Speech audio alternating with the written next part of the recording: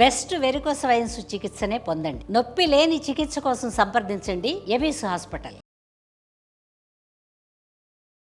నమస్తే రమ్మగారు. నమస్తే జయ. రమ్మగారు, మనము విక్రమార్కుడు భోజుడు గురించి మాట్లాడుకుంటున్నాము. వీళ్ళ కథలు చెప్పుకుంటున్నాం. భోజుడు ఒక్కొక్క మెట్టు ఎక్కుతా ఉన్నాడు. ఒక్కొక్క మెట్టులో నుంచి ఒక ప్రతిమ వచ్చి విక్రమార్కుడు గొప్పతనాన్ని చెప్తా ఉంది. 20వ మెట్టులో ఉన్నాడు. 20వ మెట్టు ఆ ప్రతిమ వచ్చి ఏం చెప్పింది? రోజులాగానే పట్టుబదలని విక్రమార్కుడు శ్మశానంలోకి వెళ్ళినట్టుగా భోజ మహారాజు సింహాసనం ఎక్కుతున్నాడు. 19 మెట్లు చకచకా ఎక్కేసి 20వ మెట్టు మీద కాలు పెట్టంగానే ఆ మెట్టు మీద ఉన్న ప్రతిమ సాలభంజిక మాట్లాడడం మొదలుపెట్టింది. నువ్వు చాలా ఓపికమంతుడివి, సరే మహారాజు గుణాలు తెలుసుకుంటున్నావు, ఇవన్నీ నీకు ఉపయోగపడచ్చు, కానీ ఈ సింహాసనం మీద ఎక్కే అర్హత లేదని నువ్వు విరమించుకోవటం లేదు. నువ్వు విరమించని నీ పద్ధతి వింతగా ఉంది, సరే చూద్దాం అని చెప్పి ఈవిడ ఒక రాజుగారి ప్రత్యేకత గురించి చెప్పింది. విక్రమార్కుడు రాజ్యం చేస్తున్న కాలంలో శ్రీచక్రపురం అని ఒక నగరం. ఆ నగరానికి చాతుర్యవంతుడు అనే పేరున్న రాజు ఉండేవాడు. అయితే ఒకసారట ఈ చాతుర్యవంతుడు పాము కాటుకు గురై మరణించాడట.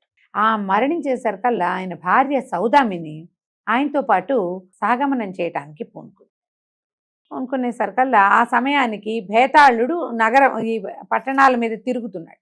అతను అది చూశాడు. చూసి విక్రమార్కుడికి చెప్పాడట, చాతుర్యవంతుడు మరణించాడు, పిన్న ప్రాయం, చిన్నవాడు, అమ్మాయి కూడా సౌందర్యవతి, చిన్న వయసు, 1 నెల గర్భవతిగా కూడా ఉన్నది. ఓహో, ఆమె ఇందులోకి మరణించడానికి సిద్ధపడుతోంది, ఇప్పుడే గర్భం దాల్చి ఉన్నది అని చెప్పేసరికల్లా విక్రమార్కుడు చాలా బాధ కలిగింది. ఇప్పుడు సతీ సహగమనాన్ని నిరోధించడం అంటే నువ్వు ఈ పని చేయొద్దంటే ఈ చిన్న వయసు స్త్రీ రాజకన్యక ఎంతకాలం భర్త లేకుండా ఈ రకమైన జీవితాన్ని చేయగలుగుతుంది, ఈదగలుగుతుంది? బేతాళుడితో అన్నాడు, నన్ను వెంటనే అక్కడికి తీసుకెళ్ళు, అమ్మవారిని ప్రార్థించి ఏదైనా అవకాశం దొరుకుతుందేమో చూద్దామన్నాడు. ఎప్పుడైతే ఈయన అక్కడికి వెళ్ళాడు, ఈ అమ్మాయి సతీ సహగమనానికి ఏర్పాట్లు చేసుకుంటోంది. ఆ సౌదామిని అన్న రాణి, ప్రజలంతా చేరారు. ఈయన అమ్మాయిని ఆపాడు. అమ్మ, నన్ను ఒక ప్రయత్నం చేయనివ్వని కాళికాదేవిని ప్రార్థించి ఆమె ఇచ్చిన ఒక దండంతో ఈ చాతుర్యవంతుడిని ముట్టుకున్నాడట. ఆ దండం తగిలేసరికి చాతుర్యవంతుడికి పాము కాటేసింది కదా, ఆ పాము వచ్చి విషాన్ని లాక్కుందట. ఆయన జీవించేసరికల్లా ఆ కట్టెల మీద నుంచి లేచి అతను నన్ను ఎవరు బతికించారు అని చూసుకుని ఈ విక్రమార్కుడిని చూసి ఆయన కాళ్ళ మీద పడ్డాడు. మహానుభావ, నీ పేరు వింటమే కానీ నిన్ను ఎప్పుడూ చూడలేదు.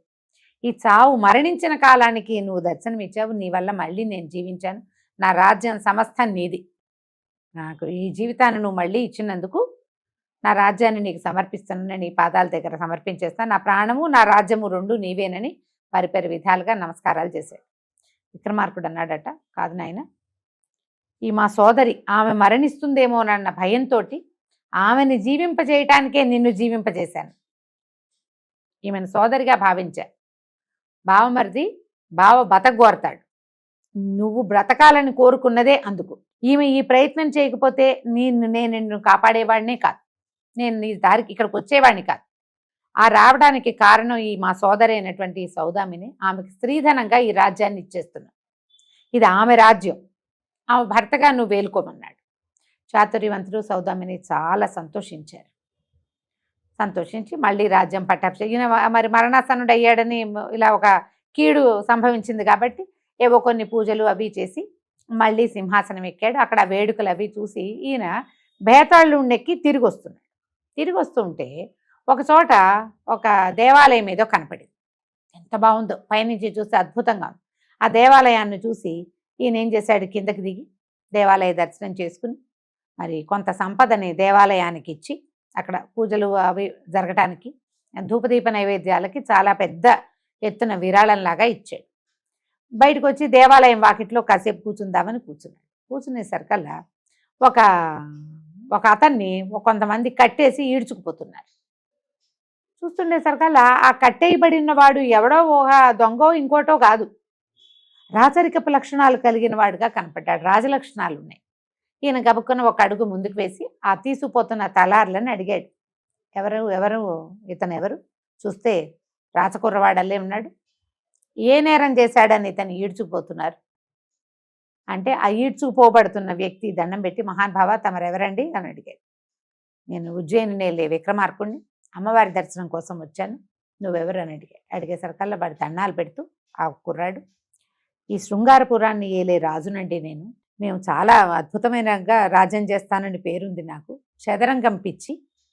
నా చుట్టుపక్కల రాజ్యాల్లో ఉన్న వాళ్ళు కొంతమంది శత్రువులు నన్ను ఓడించడానికి ప్రయత్నం చేసి యుద్ధంలో నన్ను గెలవలేక, శృంగార వీరుడు అతని పేరే అది, నన్ను గెలవలేక ఈ చదరంగం పేరుతోటి కొంతమంది బ్రాహ్మణుల్ని నా దగ్గరికి పంపించారు. వాళ్ళు దొంగాటాడి నన్ను ఓడించారు. నేను వాళ్ళకి బందీగా చిక్కాను. నన్ను ఈడ్చుకుపోతున్నారు. నా రాజ్యం వాళ్ళ పరమైపోయింది అని దుఃఖపడ్డాడు. విక్రమార్కుడు ఆశ్చర్యపోయాడు. నేను భూమి మీద ఉండగా ఈ ఈ రాజ్యాల్లో ఇలాంటివా? ఇప్పుడు యుద్ధం చేసి గెలవాలి, ఎవరినైనా యుద్ధం చేసి ఓడించాలి. పక్క రాజ్యం కావాలనుకుంటే వాడితో పోరాడి వీడికంటే నేను గొప్ప వీరుండని, గొప్ప రాజునని ప్రూవ్ చేసుకుని వాడి రాజ్యాన్ని తీసుకోవాలి. అంతేగాని దొంగాటకాలు ఆడితే ఎట్లా కుదురుతుంది? వెంటనే ఇతను చుట్టుపక్కల వాళ్ళందరినీ తన కత్తితో బెదిరించి, ధైర్యం ఉంటే ఈ శృంగార వీరుణ్ణి డైరెక్ట్గా ఓడించండి, నేను ఇతనితో పాటు ఉంటానని చుట్టుపక్కల రాజ్యాలందరికీ కబురు చేశారు. ముందు చదరంగం ఆడండి. చదరంగం పిచ్చటి గట్టిగా ఆడతాడు, దొంగాట ఆడడానికి వీల్లేదు. భేతాళుడి సహాయంతో శృంగార వీరుడే గెలిచేలాగా చేశాడు ఈయన. తర్వాత యుద్ధాన్ని, చిన్న సైజు యుద్ధం కూడా ద్వంద్వ యుద్ధం చేసి శృంగార వీరుడే గట్టి రాజని ప్రూవ్ చేశాడు. దాంతో శృంగార వీరుడి శృంగారపురం అతని రాజ్యం అతనికి ఇచ్చేశాడు. ఇతను ఎంతో బంగారాలు, వెండి అవన్నీ సమర్పించాడు. వజ్రవైఢూర్యాలని సమర్పిస్తే నేను సంతోషించి, కాదు మీ ఊర్లో, మీ దేశంలో, మీ రాజ్యంలో ప్రజలకి ఏమేమి అవసరమైనాయో అవన్నీ నాకు ఇచ్చిన డబ్బుతోటి చేయించు. చెరువులు తవ్వించు, బావులు తవ్వించు, చెట్లు నాటించు. ప్రజల దగ్గర నువ్వు ఎక్కువగా వసూలు చేసే పన్ను భాగం ఏదైనా ఉంటే అది తగ్గించేసి, ఎవరైనా శత్రువు వచ్చి నిన్ను పడగొట్టాలంటే ముందు నీ ప్రజల్ని పడగొట్టాలి వాడు. ఆ పడగొట్టలేకుండా ఉండేలాగా చేసుకో. నీ ప్రజలు నీతోటే ఉండేలాగా నువ్వు సరైనవి చేస్తేనే కదా. ఎప్పుడు దింపేస్తారు రాజుని? కోతి పనులు చేసి సరైన పనులు చేయకపోతే, ప్రజల్ని పీడిస్తే కదా. కానీ నువ్వు ప్రజల రంజకుడుగా ఉన్నావనుకో, నీకు ఆ పరిస్థితి రాదు అని చెప్పి అతన్ని ఒప్పించాడు. తనకిచ్చిన సంపదనంతా అక్కడే వదిలిపెట్టాడు. ఈ భేతాళుడికి ప్రయాణం చేస్తుంటే ఆయనకి దారిలో ఒక అద్భుతమైన దేవాలయం ఒకటి కనపడింది. అది కాళికా అమ్మవారి గుడి. ఈయన దేవాలయం విశేషం ఏదో చూడడానికి దిగాడు. ఎక్కడ గుడి కనిపిస్తే అక్కడ దిగుతాడు. అమ్మవారి గుడి అయితే మరీ అయితే ఈ గుడి దాంట్లో అక్కడ బయట ఒక శిలాఫలకం వేయబడి ఉంది. అక్కడ ఏముందంటే, ఈ అమ్మవారి దేవస్థానంలో ఉన్న బలిపీఠానికి కింద ఎంతో సంపద ఉంది. అది శృంగారపురం తాలూకు పొలిమేరలు అనమాట. ఆ రాజ్యం పొలిమేరలు. ఈ సంపదకి స్వయంగా తన తలని గాని ఇతరుల తలని గాని బలిపీఠం మీద తర్పణం చేయగలిగిన వాడు ఈ సొమ్ముని పొందగలుగుతాడు. అంటే పరమ సాహసికుడు ఎవరినైనా బలి ఇవ్వాలి. అంత సులువా బలి పెట్టాం? లేదా సొంతంగా బలి ఇవ్వాలి. ఈయన అన్నాడు, రాజైన వాడిని నన్ను నేను బలి ఇవ్వగలను, నేను ఇంకొకడిని ఎట్లా బలిస్తాను అని చెప్పి ఈయన ఏం చేశాడు, చంద్రహాసం తీసి తన మెడ ఉత్తరించుకోపోయాడు. ఎప్పుడైతే ఇతని మెడ మీద కత్తి పడి ఒక నెత్తురు చిందు ఆ బలిపీఠం మీద పడిందో, వెంటనే గంటలు మోగిపోయి అమ్మవారు ప్రత్యక్షమైంది. విక్రమార్క, ఏమిటా సాహసం అంట? అమ్మా, ఏదో వాళ్ళంత సంపద ఉంది, శిరసివ్వమని అడిగేవు, ఇవ్వడానికి సిద్ధపడ్డానంటే నీ శిరస్సును ఎన్నిసార్లు తీసుకొని నేను నీకు సంపద ఇవ్వటానికే ఇక్కడ ఉన్నాను. ఎవరైనా అత్యంత సాహసికుడైన వాడు భూమి మీద ఉన్నాడేమో తెలుసుకోవటానికి ఈ మాండవ్య మహర్షి ఏర్పరిచినది ఇది. ఇదిగో సంపద అంతా తీసుకోమని ఆమె బలిపీఠాన్ని ఇట్లా తొలగించిందట. ఆ బలిపీఠం కింద కొన్ని వందల బిందెల నిండా సంపద ఉన్నదట. ఈయన భేతాళుడి సహాయంతో అదంతా వెలికి తీసి శృంగారపురపు రాజు అయినటువంటి ఆ శృంగారవర్మకి ఆ సొమ్మంతా ఇప్పించేశాడు. అమ్మవారి దేవాలయాన్ని శ్రద్ధగా చూసుకో, మళ్ళీ ఇంకొకసారి దర్శనం చేసుకుంటానని భేతాళుడికి సొంత ఊరికి వెళ్ళిపోయాడు. ఈ కథ చెప్పింది ఈ 20వ ప్రతిమ. భోజరాజుని అడిగింది, ఎవరినైనా బతికించడానికి నువ్వు ముందుకెళ్తావా? నీ తపస్సు ధారపోస్తావా? ఎవరికైనా సహాయం చేయటానికి నువ్వు నిలబెడతావా?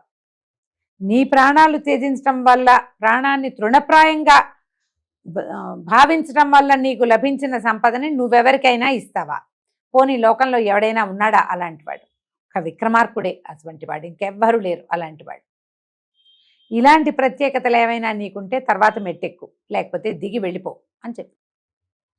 నిజం, ఇవేవి నేను చేయలేను. అసలు సామాన్య మానవులు ఎవ్వరూ ఇంత చెయ్యరు.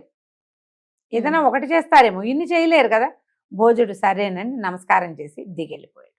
21వ ప్రతిమ ఏం చెప్పిందో వచ్చే భాగంలో తెలుసుకుందాం. తప్పకుండా రమ్మగారు. నమస్తే. నమస్తే.